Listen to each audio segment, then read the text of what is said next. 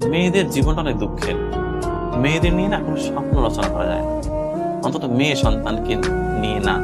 কেননা মেয়েরা আসলে তার জীবনের কোনো কুল কখনোই ঠিক রাখতে পারে না।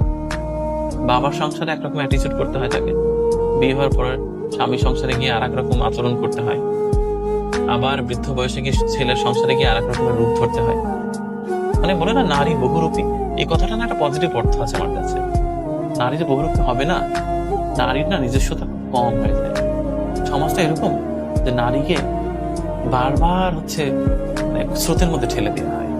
নারীকে অনেক কিছু সইতে হয়। এই জীবন আমার মাকে যেমন সইতে হয়েছে, তো নারীর জীবনটা আসলে খুব বেশি যে স্মুথ এরকম বলা যাবে না।